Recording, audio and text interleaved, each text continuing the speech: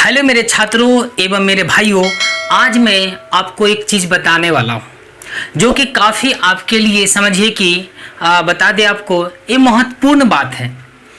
आज जो आप देख रहे हैं, आज मैं इस तरह के क्वेश्चन लेके आया हूँ, पूरे मैथ एनसीईआरटी का एनालिसिस करा के मैं लाया हूँ, क्योंकि वैसे क्वेश्चन मैं आज आपको पढ़ाऊँगा जो कि बोर्ड के पॉइंट ऑफ व्यू से काफ़ी इम्पोर्टेंट है। आज इस तरह के मैं क्वेश्चन कराऊंगा कि जो आपको बोर्ड में पूछे जाते हैं, बिल्कुल यही क्वेश्चन आपके बोर्ड में रहेगा। देखिएगा ध्यान से, आपको पता है कि कम से कम आपके 100 क्वेश्चन पूछे जाते हैं। इस 100 में आपको क्वेश्चन जो बनाने होते हैं वो 50% यानी 50% क्वेश्चन आपको बनाने पड़ेंगे। इस 50% में मैं आपको आज के क्लास में सिर्फ एक क्लास में बताऊंगा कि आप यहां से 40 नंबर ला सकते हो। मैं ये नहीं कहूंगा कि आपको 80 या 90 या 100 में 100 ही आ जाएगा, क्योंकि आपको जो मैं पढ़ाने वाला हूं एक वीडियो मात्र है ना।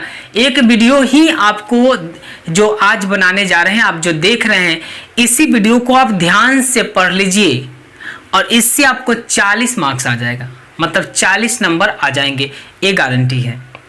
इसलिए कि जब बोर्ड के क्वेश्चन को जब उठा के देखा जाए तो आपको देखने में यही लगेगा, अब मैंने भी देखा है काफ़ी वर्षों से, और मैं इतना साल से पढ़ा रहा हूँ, इतना एक्सपीरियंस है मुझे कि मैं बता सकता हूँ कि आपको उसमें से 100 में से 40 क्वेश्चन ऐसे होते हैं जो हर बार रिपीट किया जाता है। मतलब क्वेश्चन का टाइप वही रहेगा, सिर्फ उसका डिजिट चेंज कर दिया जाएगा। तो टाइप वही रहेंगे, सिर्फ आपका डिजिट चेंज रहेगा, तो आप आसानी से कर सकते हैं। ठीक है, तो 40 क्वेश्चन ऐसे होते हैं जो आप कर सकते हैं, है ना। आप कर सकते हैं बिल्कुल। जो बच्चे कहते हैं कि मैथ में फेल हो गए, आज के बाद मत कहना कि मैथ में फेल हो गए, क्योंकि आज का जो आपका क्लास है वो आपको कमजोर से कमजोर विद्यार्थियों के लिए है। क्योंकि जो कमजोर से कमजोर विद्यार्थी है, जिन्होंने नहीं पढ़ा है, वो सिर्फ इस वीडियो को देख ले, ध्यान पूर्वक देख ले, इतना क्वेश्चन को करके जाइए, आपका पास होना सुनिश्चित है। मतलब आप पास हो जाएंगे, ये मेरी गारंटी है। सिर्फ आपको इस वीडियो को देख के जाना होगा, सारे क्वेश्चन को आपको लिखिएगा, मैं जिस तरह से आपको पढ़ाऊंगा उस तरह से, और उसको अच्छे से करके जाना, आपका रिजल्ट आ जाएगा 100% गारंटी है। क्योंकि मैं भी इतना साल से ऑफलाइन क्लास पढ़ा रहा हूँ, मुझे भी एक्सपीरियंस है कि जो बच्चे कमज़ोर होते हैं, है ना, उनके लिए सबसे अचूक और सटीक दवाई है आज का क्लास। इसको कर लो। इसमें मैं आपको उतना भी ज़्यादा डिटेल मतलब नहीं आपको बताने वाला, मतलब आप देखो आंसर करो, देखो आंसर करो। तो ऐसे क्वेश्चन 40 क्वेश्चन होंगे जिससे आपका रिजल्ट सुनिश्चित होगा।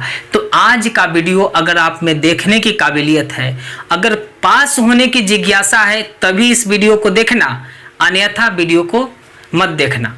तो दोस्तों, अगर मेरी चैनल पर पहली बार आप वीडियो देख रहे हैं तो जाके लाल कलर वाले सब्सक्राइब जो लिखा हुआ है उसको दबा दो, और बगल के बेल आइकन को भी दबा देना ताकि नोटिफिकेशन मिल सके।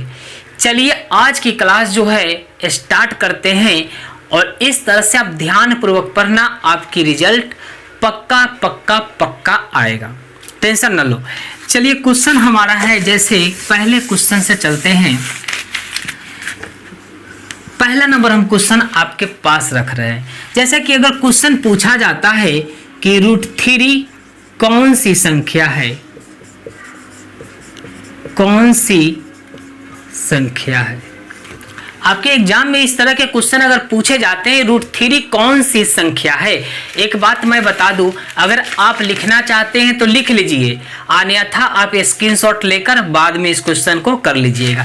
चलिए क्वेश्चन कहता है कि √3 कौन सी संख्या है। ऑप्शन दे देगा परिमेय, अपरिमेय, पूर्णांक, वास्तविक, बहुत सारा। तो आपको याद रखना है √3 जो है अपरिमेय संख्या है। आंसर इसका हो जाएगा अपरिमेय। अपरिमेय। इसके साथ मैं आपको बता दूं, एक बात मैं बता देता हूं चेला कि तुमको क्वेश्चन लड़ेगा ये गारंटी है, लेकिन इसका टाइप लड़ेगा, है ना। ये मत कहना कि सर आपने 2-3 पढ़ाया वहां 4-5 पूछ दिया। ते बाबू क्वेश्चन जो है डिजिट चेंज हो सकता है, सेम नहीं, सेम आपको हो सके लड़ेगा भी या नहीं लड़ेगा, लेकिन आपका टाइप यही रहेगा। जैसे मैं पढ़ाऊंगा जो नियम है उसी नियम के आधार पर क्वेश्चन वहां रहेगा। आपको ध्यान देना है टाइप पे कि सर ने किस तरह से क्वेश्चन को बनाया। तो चलिए मेरे भाई यहाँ समझिएगा, जैसे कि √3 कौन सी संख्या है, तो अपरिमेय। तो सर एक बात बताइए कि क्या ऐसा चीज इसमें याद रखा जाए कि चाहे किसी भी तरह से क्वेश्चन आए हम उसको याद कर ले, मतलब पढ़ ले तो सारे क्वेश्चन को बना सकते हैं। देखो मेरे भाई क्या करना है, जैसे कि आपको इसमें 2-3 क्वेश्चन बोर्ड में पूछ रहा है, आपको अगर पूछ देगा √3 या √2 या √3 या √5 या √7 या √11 या पाई, इतना बात याद रखना चला तुम्हारा काम बन जाएगा। जैसे √3 √2 √3 √5 √7 √11 √पाई, इस सब के सब अपरिमेय संख्या है। इस सब को याद रखना कि अपरिमेय संख्या। जैसे कि एग्जाम में अगर क्वेश्चन आ जाए कि बताइए हमने आपको पढ़ा के भेजा कि √3 एक अपरिमेय संख्या है, अगर आपके बोर्ड में पूछ दे कि बताइए √11 √11 कौन सी संख्या है, तो आप कहेंगे कि अपरिमेय संख्या है। यहाँ आप इसको याद कर लेना कि इसमें से कोई भी नंबर आ जाए, कोई भी चीज आए, हम मारेंगे अपरिमेय संख्या। क्वेश्चन पूछे कि √2 कौन सी संख्या है, तो अपरिमेय, या √5 कौन सी संख्या, अपरिमेय, या पाई कौन सी संख्या है, तो अपरिमेय। जैसे अगर क्वेश्चन सर अगर हमसे डिफिकल्ट क्वेश्चन पूछे तब क्या करेंगे, डिफिकल्ट क्या पूछेगा, कुछ नहीं, चला ये बात को याद रखना। अगर मान लो कि तुमसे क्वेश्चन पूछ दिया कि √3 बटा, है ना, यहां पे कुछ दे देगा 4, बताइए कौन सी संख्या है, तो हम जानते हैं सर कि √3 एक अपरिमेय संख्या है, इस वजह से पूरा अपरिमेय हो गया। कोई कहेगा बच्चा कि सर ये बताइए √3 प्लस आपको दे देता है जैसे 3, ऑप्शन में दे दिया √2 प्लस 2 या यहाँ 2 कर देगा, तो आप कहिएगा सर कि ये भी क्या है, अपरिमेय संख्या है, इसके साथ जुटेगा तो अपरिमेय संख्या। या कहीं कहीं कोई क्वेश्चन ऐसा भी है जो घटेगा फिर भी अपरिमेय होगा। तो ध्यान देके चलना, इस बात को आप याद रखिएगा, आपका काम बन जाएगा। अगले क्वेश्चन की ओर बढ़ा जाए। चलिए मेरे प्यारे भाई, आ गया है अगला क्वेश्चन आपके बोर्ड पे। कह रहा है कि -2,4 किस पाद में है। तो एक बात याद रखना बाबू कि पाद जो है ना, इसको हम चतुर्थांश भी बोलते हैं, दूसरा नाम इसका चतुर्थांश है। दोनों बातें आप याद रखेंगे। अगर आपने यहाँ पढ़ के, आप यहाँ से पढ़ के अगर जाते हो कि पाद, एग्जाम में आपको पूछ दिया कि चतुर्थांश ज्ञात करिए, तो आप तो वहाँ नहीं समझ पाइएगा और क्वेश्चन गलत करके आ जाइएगा। तो ध्यान देना, पाद का दूसरा नाम चतुर्थांश है। ये भी क्वेश्चन हर बार पूछा जाता है, ध्यान देना कैसे बनाएंगे। जैसे क्वेश्चन पूछ दिया -2,4 किस पाद में है, तो याद रखिए एक बात मैं यहाँ पे लिख रहा हूँ, उस चीज को आप नोट कर लेना। जैसे कि अगर बात किया जाए, ये होता है आपका x अक्ष, ये आपका होता है y अक्ष, यहाँ x डैश यहाँ y डैश। अब समझना क्या है, ये जो है इसमें जो है प्लस प्लस होता है, इसमें आपका माइनस प्लस होता है, इसमें आपका माइनस माइनस होगा, इसमें आपका प्लस माइनस होगा, है ना। आप कहिएगा सर आप कैसे, आप याद करके बोल रहे हैं। नहीं बाबू, याद करके नहीं, कैसे बता। देखो क्या है, x का मान सबके सब पॉजिटिव होता है, इसलिए x का मान प्लस हो गया। इस पर y का मान सारा पॉजिटिव होता है, प्लस में होता है, इसलिए प्लस हो गया। इसमें आइए, और हमको पता है कि सबसे पहले हम भुज लिखते हैं, x का मान लिखते हैं, उसके बाद हम लोग y का मान यानी कोटि का मान लिखते हैं। तो आपको पता है कि सर ये x का मान है और ये क्या है, y का मान है। इसी x को हम भुज कहते हैं और इसी y को हम कोटि कहते हैं। समझ रहे हैं। इस x को हम इसको हम x बोलते हैं। पहले जो प्लस लिखा हुआ x का मान है और दूसरा प्लस जो y का मान है, y को कोटि और x को हम भुज कहते हैं। चलिए इस पर भी उसी तरह से देख सकते हैं। इस पे जो x का मान पहले लिखाता है तो x में माइनस है, इस पर आपका प्लस हो गया। इसमें चलिए सबसे पहले हम भुज लिखते हैं तो x का मान लिखेंगे तो यहाँ डैश लग गया, जिसके माथे पे डैश लगा वो माइनस में होगा। क्यों होगा? क्योंकि कर्ज में डूब गया है। तो इसमें आपका माइनस हो गया और इसमें भी कर्ज लगा है माइनस। इसकी बात करते हैं। देखो प्लस, जरा प्लस आप देख रहे हैं सबके सब इस पे कुछ नहीं लगा हुआ, पॉजिटिव मान है तो पॉजिटिव लिखे, ई नेगेटिव।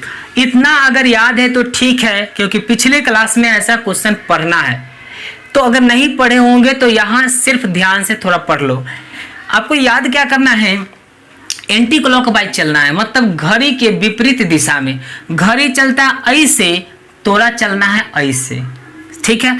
मतलब इसको बोलेंगे प्रथम पाद, इसको बोलेंगे द्वितीय पाद, इसको बोलेंगे तृतीय पाद, इसको बोलेंगे चतुर्थ पाद। या ऐसे भी लिखेगा आपको कि प्रथम चतुर्थांश, या इसको ऐसे भी लिख सकता है प्रथम पाद, इसको ऐसे भी लिख सकता है द्वितीय पाद, या लिख सकता है द्वितीय चतुर्थांश पाद या चतुर्थांश, इसको हम लिख सकते हैं। इसको तृतीय हमने शॉर्ट में लिखा, आप वहां पे एग्जाम में ऐसे लिखा रहेगा तृतीय पाद या चतुर्थांश। इसको लिखा रहेगा चतुर्थ पाद या चतुर्थांश। अब देख लो जरा, इस बात को आप याद रखेंगे तभी क्वेश्चन बनेगा, अन्यथा नहीं बनेगा। अब कैसे बनाएंगे सर? बिना ये मतलब ऐसा कोई चीज बताइए जो हमको याद हो जाए। देखो बाबू, याद रखना है पहला कि प्लस प्लस, सीधे याद रखना पहला के उल्टा तीसरा और दूसरा के उल्टा चौथा। चलो पहला क्या है बउआ? प्लस प्लस, तब तीसरा देखो प्लस वाला माइनस में बदल गया, ये प्लसवा माइनस में बदल गया। समझ में आ रहा है? ये प्लसवा माइनस में बदल गया और ये प्लसवा माइनस में बदल गया, ये तो समझ रहा होगा ना। पहला के उल्टा तीसरा और दूसरा के उल्टा चौथा। देखो रे बउआ, माइनस में है तो प्लस में हो गया, देखो माइनस में है तो प्लस में हो गया, आई प्लस में है तो कोची में हो गया? माइनस में। समझ गया? माइनस में है तो प्लस में हो गया, ये प्लस में है तो माइनस में। मतलब पहला के उल्टा तीसरा और दूसरा के उल्टा चौथा। इस बात को याद रखना, याद रखेगा काम बनेगा, तो नहीं तो काम नहीं बनेगा, क्वेश्चन छोड़ ही के आएगा। तो पहला के उल्टा तीसरा और दूसरा के उल्टा चौथा, plus plus minus plus minus minus plus minus. ठीक है, आप कर लीजिएगा। न हो तो अपना लिख लेना कहीं, है ना, नाक पर मुंह पर सब जगह लिख के कैसे याद कर लेना। चलो एक क्वेश्चन को बनाते हैं, कैसे बनेगा सर? देखो कैसे बनेगा। तुमको देखना नहीं है कि कौन नंबर दे, -2 है कि -4 है, खाली चिन्ह के देखना कौन चिन्ह है। ठीक है, प्लस के है कि माइनस के, ध्यान देना। हेकरा में देखो रे बउआ, एकरा में कोची है? माइनस का चिन्ह है, तो चलो माइनस। एकरा में 4 में कोची का प्लस चिन्ह है, तो आप कहिएगा सर प्लस के, तो माइनस प्लस होगा। जैसे एक बात सुन लो जरा, मान लो कि हम कोई संख्या लिखते हैं, 2 लिखे या 5 लिखे, तो आपको एक बात पता होना चाहिए, आप मैथ पढ़ रहे हैं, ठीक है, तो आपको एक बात पता होना चाहिए कि इस 2 के आगे प्लस छुपा रहता है, जो हम उजागर नहीं करते उसको लिखते नहीं है। ठीक है, इस 5 के आगे भी प्लस छुपा रहता है, इसको हम लिखते नहीं है। कहिएगा सर क्यों नहीं लिखते हैं? तब बताते हैं क्यों नहीं लिखते हैं। तुम्हारे पास पैसा रहता है, तुम दिखा के चलता है किसी को? नहीं ना, नहीं। वही इसके पास अपन पैसा है तो क्यों दिखाए तुमको? लेकिन अगर तुम्हारे पास कर्जा रहेगा तो कहेगा कि मैया के मैया इतना कर्जा से दे पिटा गया है। तो वही बात मैथ में रही है बाबू, कि अगर कर्जा में रहेगा तो सबके दिखाएगा, देख हम कर्जा में हैं, मतलब लगाएगा माइनस। लेकिन अगर अपना रहेगा तो उसमें कोई चिन्ह नहीं, किसी को दिखाएगा नहीं। देख रहा है 2 किसी को दिखा रहा है नहीं, लेकिन उसमें प्लस छुपा है। तो आप समझ सकते हैं, यहाँ देखिए जरा, इस दो के आगे क्या है, माइनस, तो माइनस लिख दिए।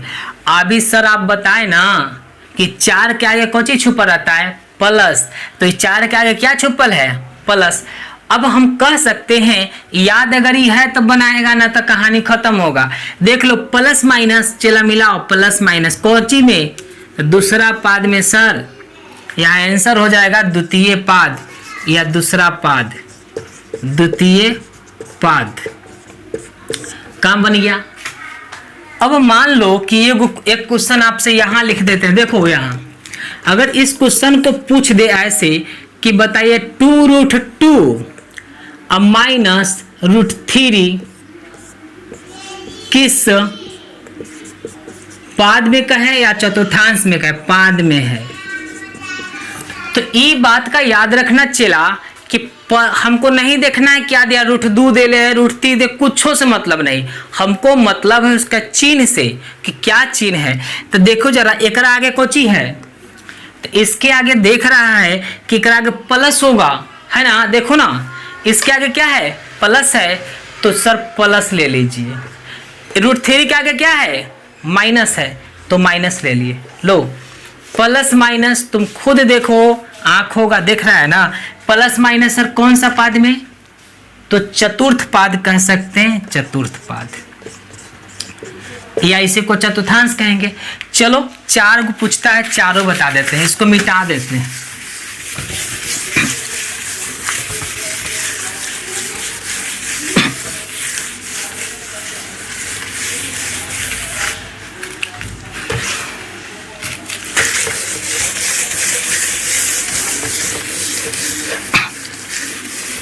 चलिए अगर क्वेश्चन आपसे ऐसे पूछ दे कि सर आप बताते हैं आपको √2 माइनस में और यहाँ लिख दे √5 माइनस में किस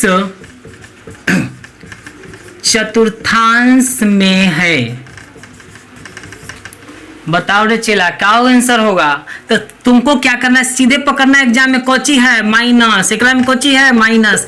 अब माइनस माइनस हुआ तो तृतीय पाद में हुआ, आप तुरंत करिएगा तृतीय पाद, यहाँ चतुर्थांश लिखा रहता है, चतुर्थांश, चतुर्थांश, क्योंकि ऑब्जेक्टिव क्वेश्चन है, हम ऑप्शन नहीं लिख रहे हैं, लेकिन आपको समझना है, ठीक है, तो आप करिएगा। मतलब अब देखिए इसके आगे कोची है, माइनस, माइनस लिख दिए, इसके आगे क्या है, माइनस, माइनस लिख दिए। और जब माइनस माइनस हो तब कहेंगे कि हम तृतीय चतुर्थांश में है या तृतीय पाद में है।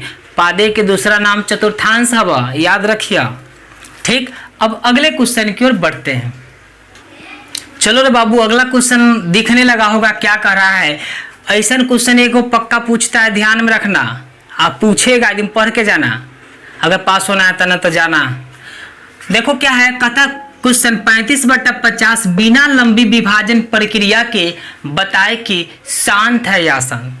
मतलब कह रहा है 35/50 बिना लंबी विभाजन तुमको नहीं करना, काटाम कोटाम जोटाम जो कुछ नहीं करना है, तुमको देख के बताना है कि शांत है कि अशांत है, कोई लंबी विभाजन नहीं। तो याद रखना कैसे करेंगे, सबसे पहले याद रखो, मैं बना देता हूं, 7×5 35, 10×5 50, 7/10 यानी कह सकते हैं 7, 2×5 10 शांत। कहिएगा ये मास्टर साहब आप तो बना दिए, तनी हमरो बना के बताइए कैसे बनाए, समझाइए।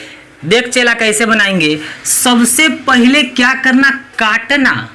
3 बात याद रखना, यहाँ पे लिख लो कहीं, 3 बात का याद रखना, है ना। गांधी जी के 3 बंदर, उसी तरह से तुमको 3 बात याद रखना। पहला बात का है कि काटना,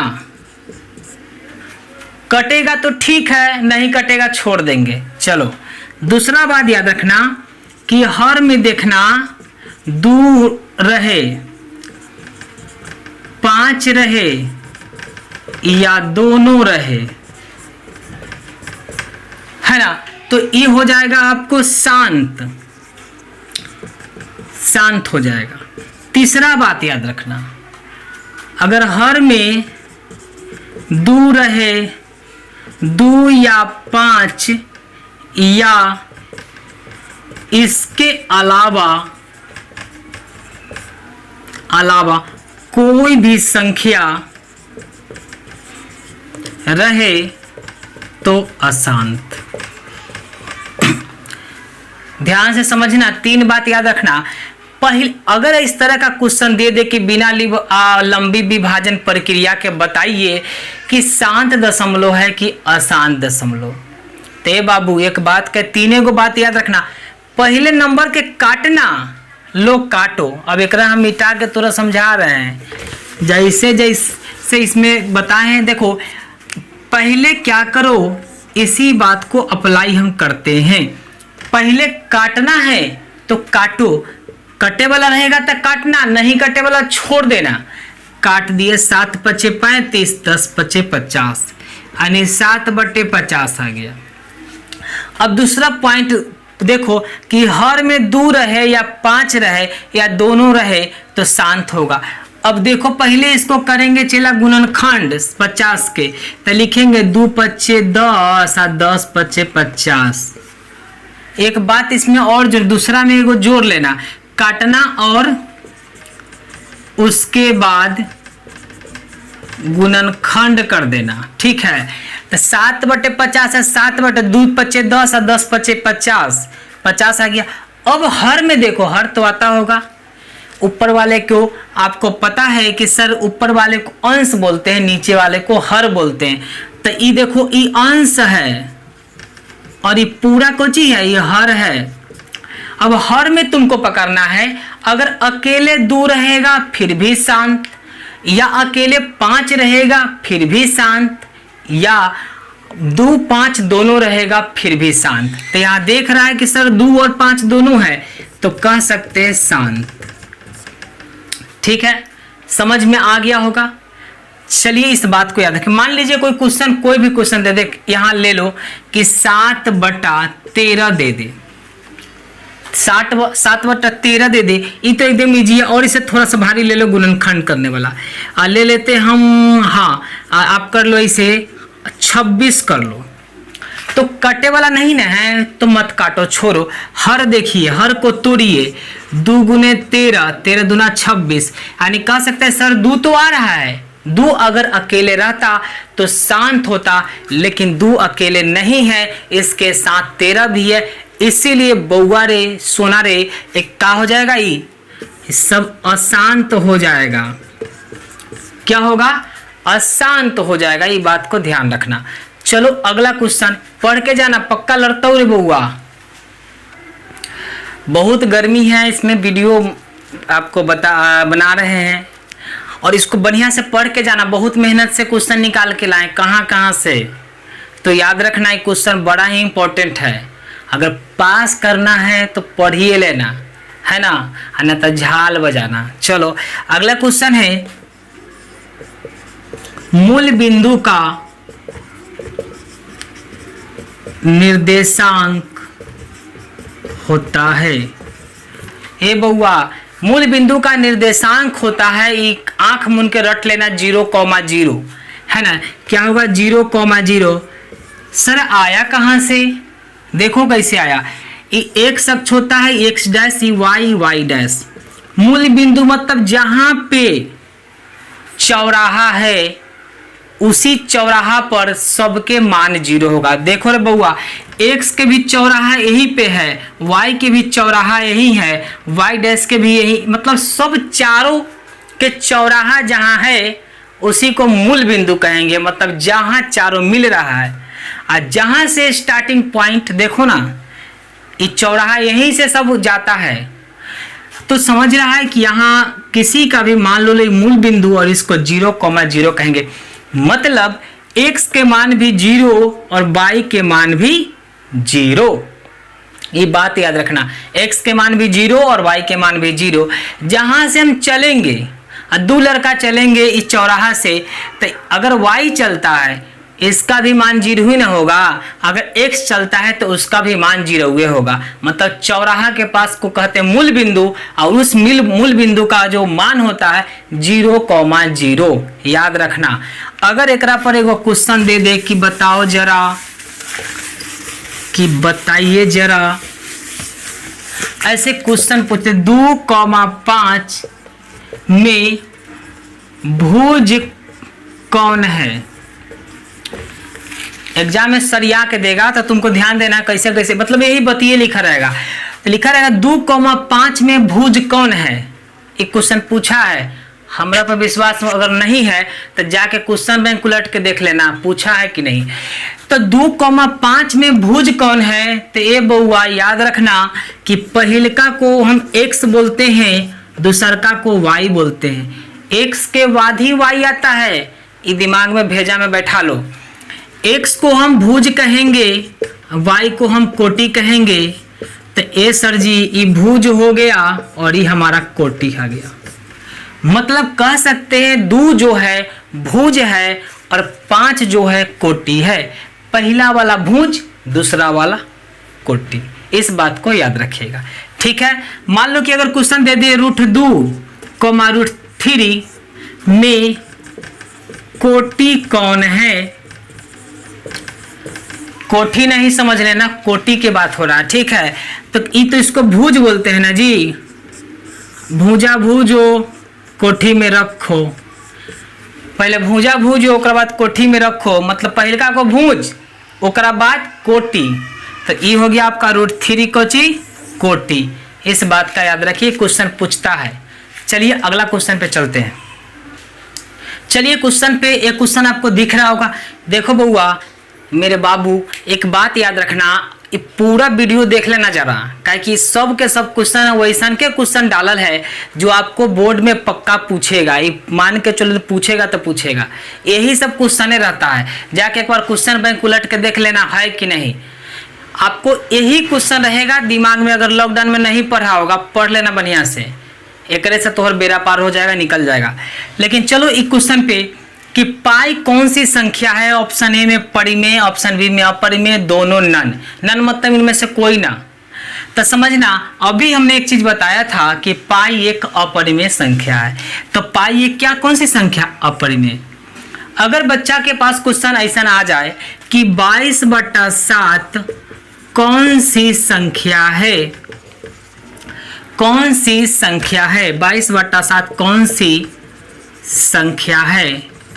तो कोई कोई लड़का बड़ा तेज होता है, नहीं समझे, बहुत तेज होता है, कुछ अपना एक्स्ट्रा दिमाग लगा देता है कि सोचेगा का कि पाई के मान 22/7, जब पाई जो है अपरिमेय तब 22 का परिमेय हो जाता है, यही सोचेगा। लेकिन एक बात आपको याद रखना है कि पाई एक अपरिमेय संख्या है, बट ये जो 22/7 है परिमेय संख्या है। कहिएगा सर कैसे, तो परिमेय संख्या को हम P/Q के रूप में लिखते हैं चेला। और एक बात याद रखते हैं, Q does not equal to 0। Q जो है 0 के मान के बराबर कभी नहीं हो सकता, और जब नहीं हो सकता तो परिमेय संख्या ही होगा। तो हम 22/7 को परिमेय बोलते हैं। अगर एग्जाम में आ गया तो ध्यान देना, 22/7 पूछेगा तो परिमेय बना के आना, परिमेय आंसर होगा। अगर पाई लिखेगा कौन सी संख्या है, तो पाई जो है अपरिमेय संख्या। इस बात को ध्यान से जरा समझ के जाना कि दोनों में बहुत डिफरेंस है। पाई का जो मान है 22/7 नहीं होता है ना। 22/7 जो है उसका पाई का जो मान लगभग में लिया गया है कि 22/7, लेकिन होता नहीं है। मतलब इसको आप करिएगा तो क्या करते हैं 3.14 कुछ इस तरह से लंबा है ना, ये कभी पूरा कटता ही नहीं है। लेकिन हम लोगों ने क्या किया, एक बेसिक तौर पे 22/7 ले लिया, यूज के रूप में हम मैथमेटिक्स यूज में हम 22/7 कर देते हैं। लेकिन आप ध्यान रखना 22/7 परिमेय और पाई अपरिमेय। अगले क्वेश्चन की ओर चलते हैं।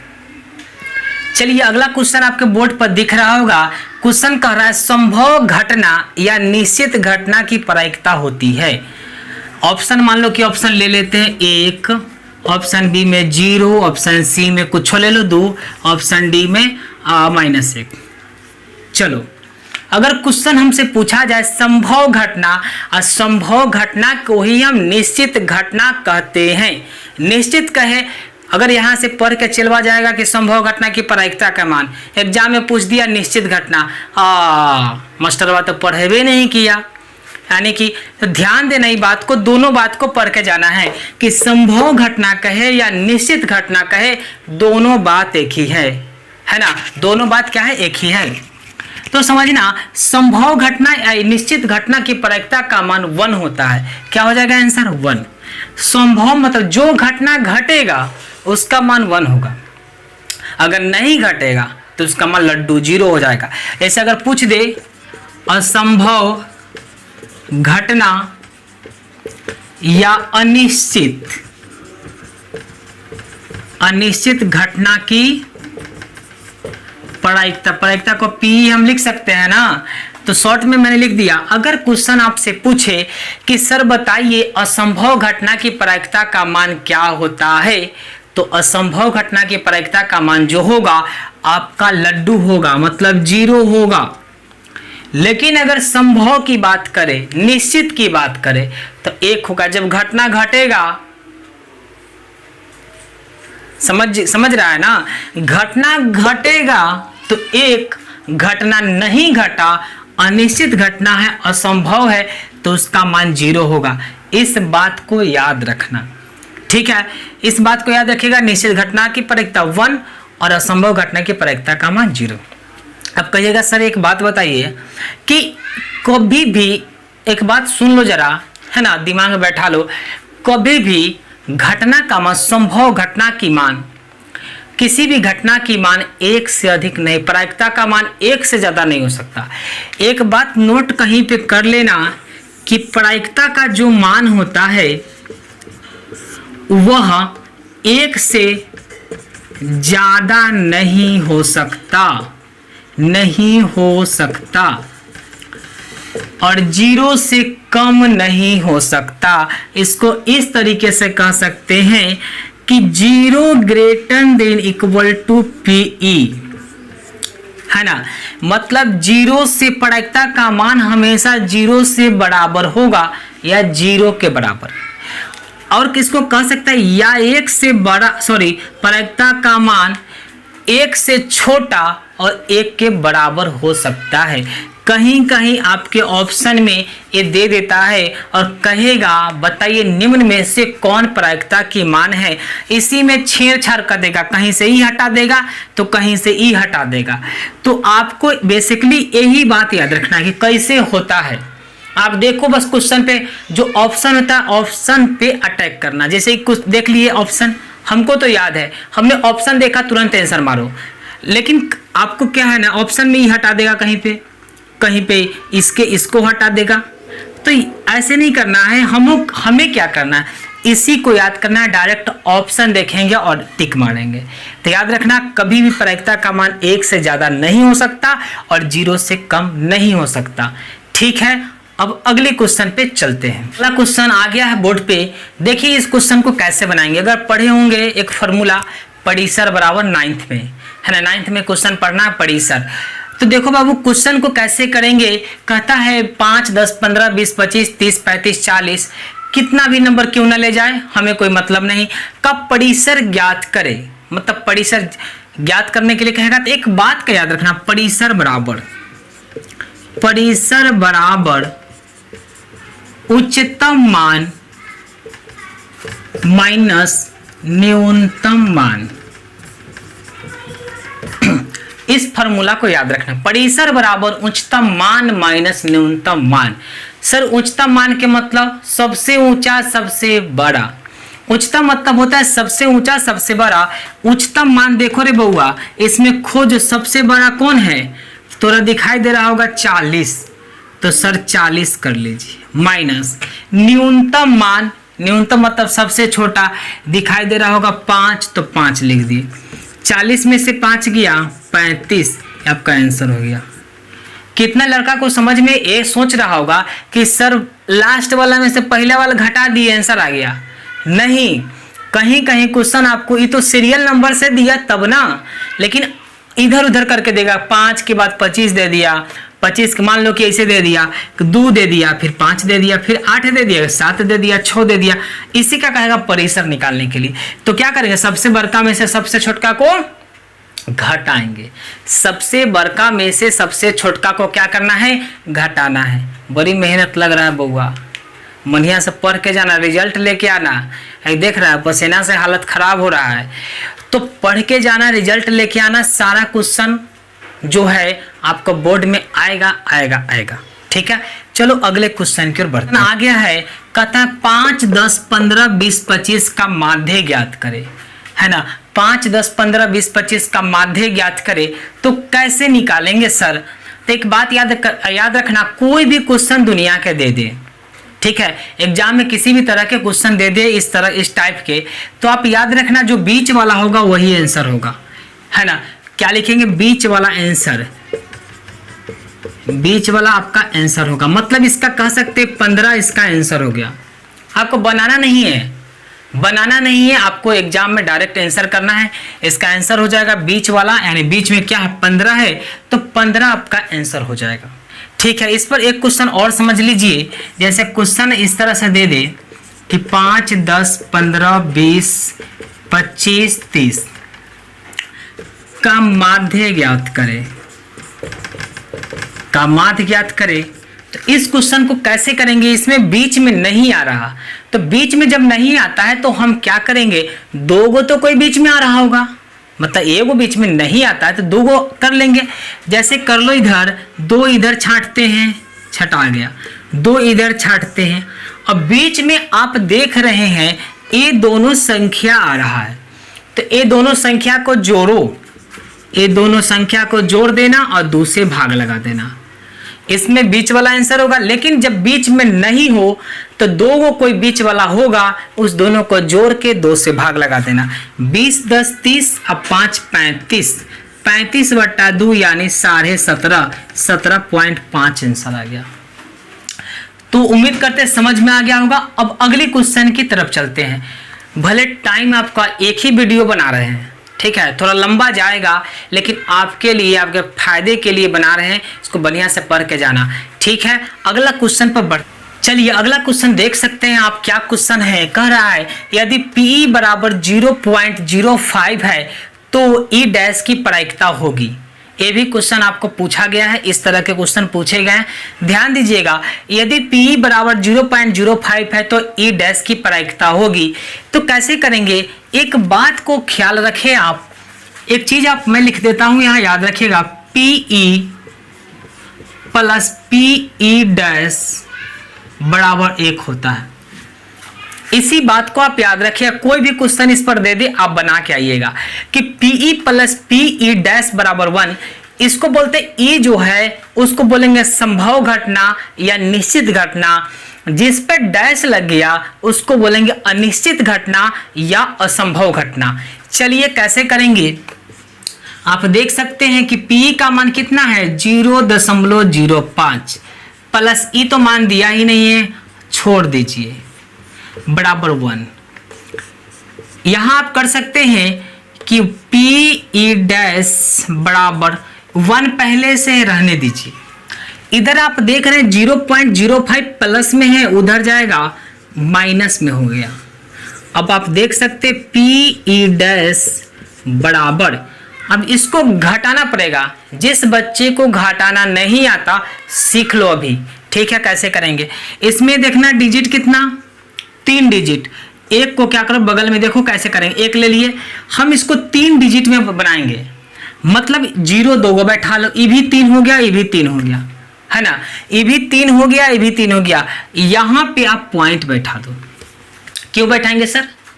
जब किसी भी नंबर के बाद अगर पॉइंट बैठा के 0 लिखते हैं तो उस 0 का कोई मतलब नहीं। मान लो कि अगर हम 2 है तो 2 ठीक है, 2 के बाद अगर हम 0 भी लिख देते हैं 2 ही रहेगा, एक और 0 लिख लो फिर भी 2 ही रहेगा, और 0 लिख लो 2 ही रहेगा। लेकिन अगर पॉइंट नहीं रहे तो उस पर बहुत बड़ा प्रभाव पड़ जाएगा, 2000 हो जाएगा। तो याद रखिए पॉइंट के बाद हम 0 लिख सकते हैं। तो इसको आप कैसे करेंगे देखना, 1 है तो 1.00, अब पॉइंट का मुंह मिलाओ 0.05। अब घटाना कैसे? इसमें से दिए 10, इसमें से दिए 10 हो गया, 10 में से 5 5, ये आपका 9 बच गया, ये आपका 0 में से 0 गया 0। आप लिख सकते हैं 0.95। जिसको पॉइंट नहीं आ रहा नहीं आता है उस समझ लेना कैसे निकलता है इस पर, ठीक है। तो हमारा जो आंसर आ गया 0.95। इस तरह के टाइप के क्वेश्चन पूछे जाते हैं, ये बात का आप ख्याल रखना।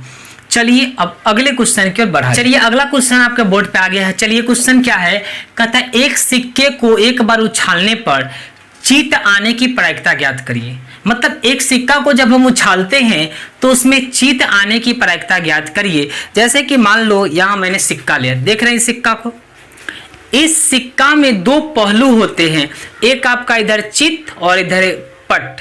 मतलब कह सकते हैं एक को हेड और दूसरे को टेल।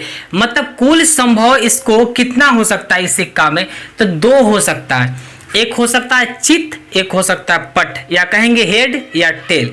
तो इसमें कुल संभव परिणामों की संख्या 2 होगा। ठीक है, समझना कैसे करेंगे। जब एक सिक्का को एक बार हम उछालते हैं तो एक बार जब उछाले या तो चित आएगा या पट आएगा, या पट आएगा या चित आएगा, दोनों में से सिर्फ एक ही आएगा। अगर मान लो कहते हैं कि सर सिक्का खड़ा रह जाए तो इसका कोई मतलब नहीं है ना। आपको क्या है, जब इस सिक्का को उछालेंगे तो कोई एक ही ना आएगा, या चित आवे या पट आवे।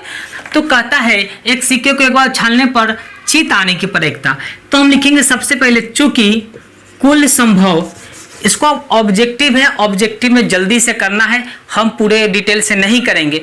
तो ध्यान देना, कुल संभव परिणाम एक सिक्का में कएगो, तो एगो हेड एगो टेल, तो कुल संभव परिणाम 2 नीचे लिखेंगे।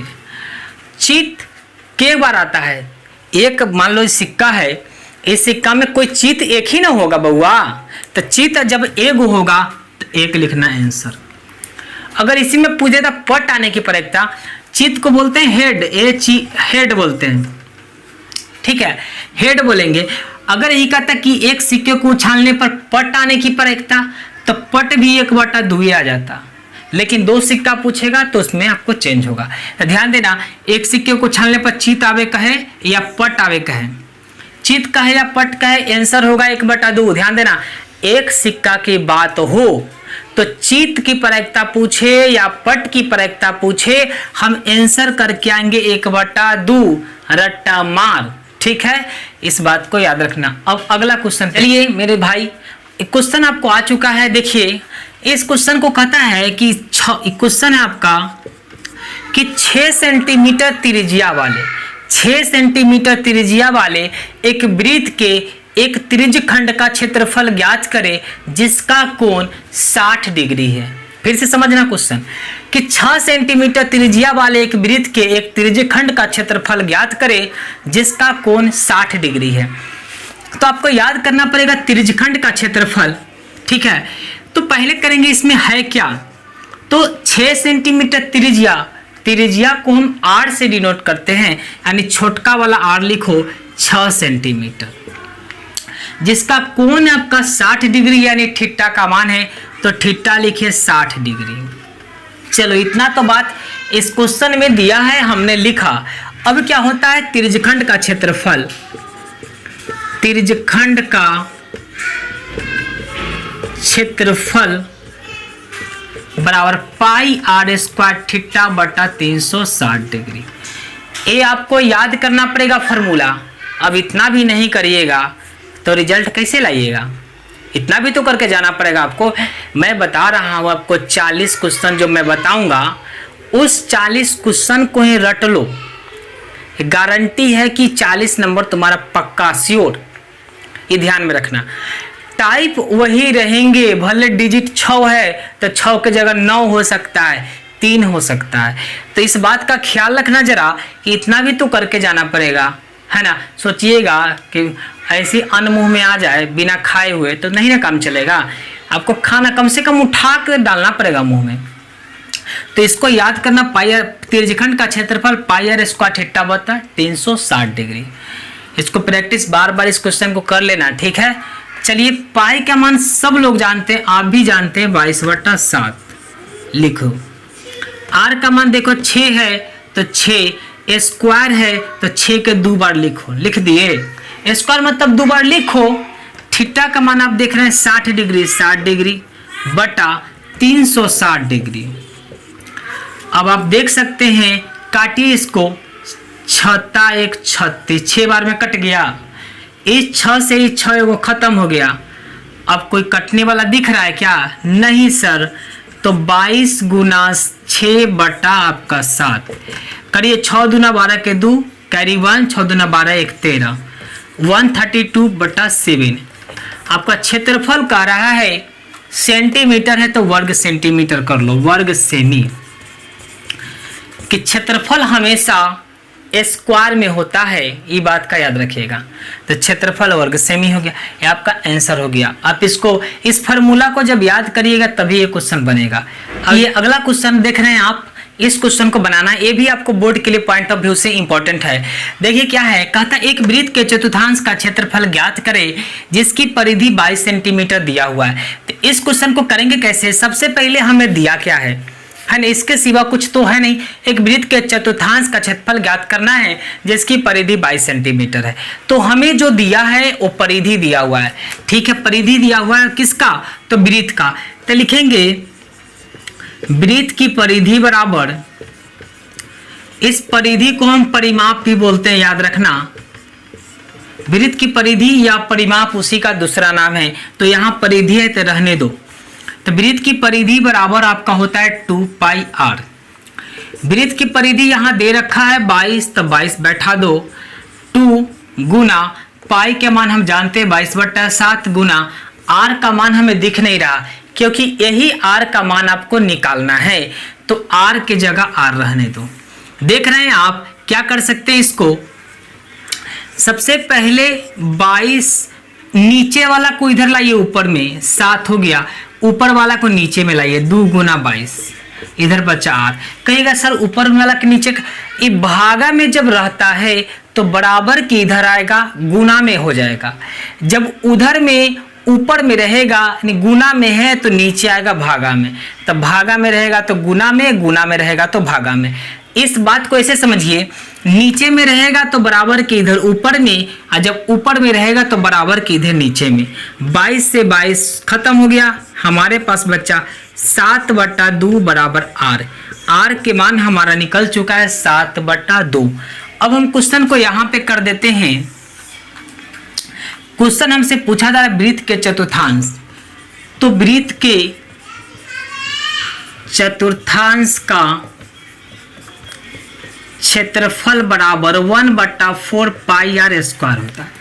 1/4πr स्क्वायर होता है। कैसे हुआ कि एक वृत्त होता है और इसका 4 भागों में जब बांटते हैं, है ना, इसी चतुर्थांश बोलते हैं। कोई ये का निकालना है, ठीक है। तो समझिएगा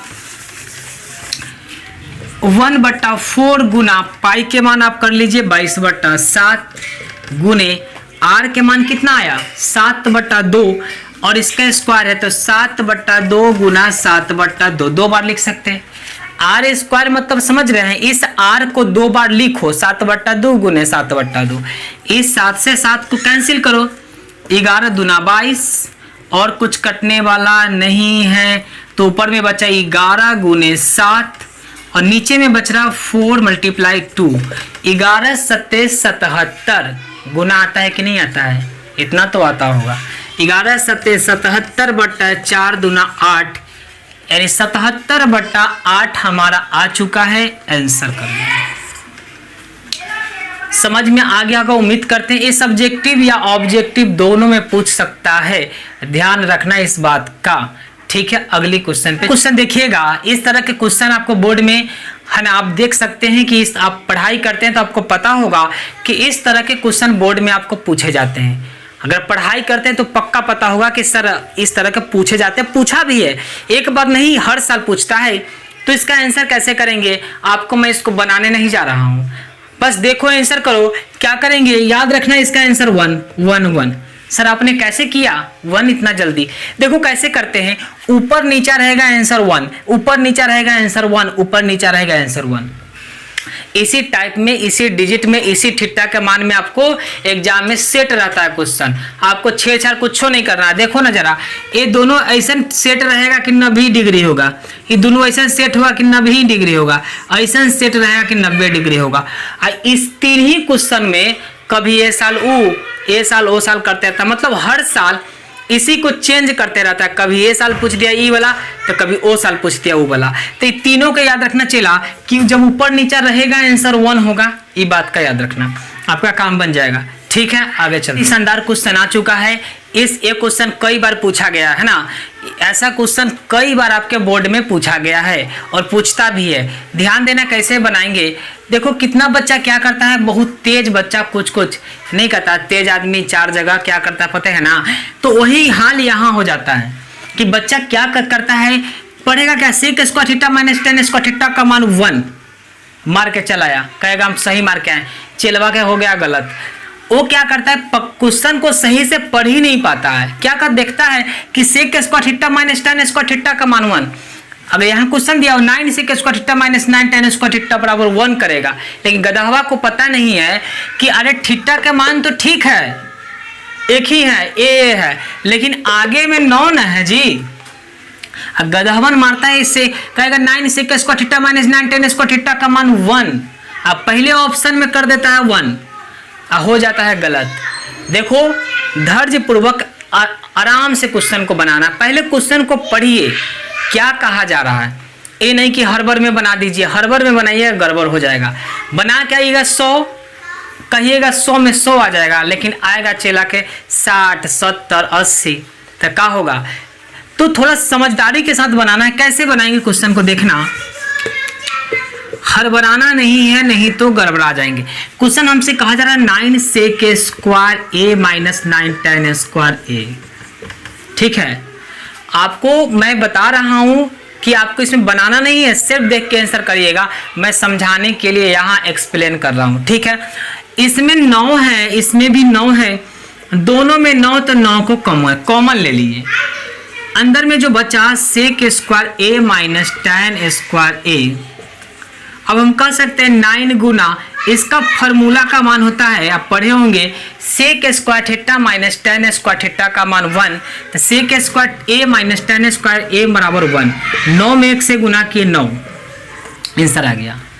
अब तुमको क्या याद रखना है, जो समझना, जो तुमको दिखाई दे वही उसका आंसर होगा। इसमें क्या दिखाई दे रहा है, चला 9, तो आंसर 9 करना। ठीक है, अगर सर क्वेश्चन दे दे ऐसे 8 sec square a minus 8 tan square a, तो आंसर क्या होगा। आप कहेंगे कि सर 8 है ना, आंसर 8 होगा आंसर। अगर यहाँ 7 दे दे, लो 7 अगर दे देता है, तो आप कहिएगा सर आंसर इसका 7 होगा। मतलब जो दिखेगा वही उसका आंसर होगा। अगर यहाँ a के जगह थीटा दे दे, तो आप कहिएगा क्वेश्चन अलग है। अगर इस a के जगह मान लो इसी क्वेश्चन को अगर थीटा दे देता है, दे दिया 8 sec square theta minus 8 tan square theta, तो आप क्या कहेंगे, क्वेश्चन अलग है। नहीं, क्वेश्चन वही है। इस थीटा का मान मतलब चेंज, कभी थीटा रहेगा, ए भी रह सकता है, बीटा रह सकता है, अल्फा रह सकता है, कुछ भी रह सकता है। याद करना जो है वही उसका आंसर होगा। 8 आंसर हो गया, माइनस मत समझ लेना, मतलब 8 आंसर। ठीक है, अब अगली क्वेश्चन की तरफ चलिए। नेक्स्ट क्वेश्चन आपको दिखाई दे रहा होगा, सभी वर्ग डॉट डॉट होते हैं।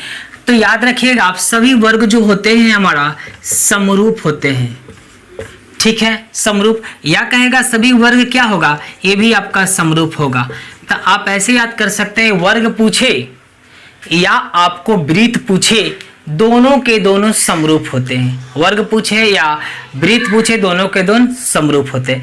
चलिए नेक्स्ट क्वेश्चन की तरफ बढ़ते हैं। क्वेश्चन कह रहा है बिंदु 2,3 और 5,7 के बीच की दूरी है ना, के बीच की दूरी कह सकते हैं, के बीच की दूरी ज्ञात करें, है ना। तो इसमें हम लगाएंगे दूरी सूत्र का प्रयोग करेंगे, बन जाएगा क्वेश्चन। ये भी क्वेश्चन हर बार पूछता है ना, इंपॉर्टेंट, काफी इंपॉर्टेंट क्वेश्चन है। तो निकालेंगे यहाँ दूरी बराबर होता है under root x2 minus x1 का होल स्क्वायर जोड़ y2 माइनस y1 का होल स्क्वायर।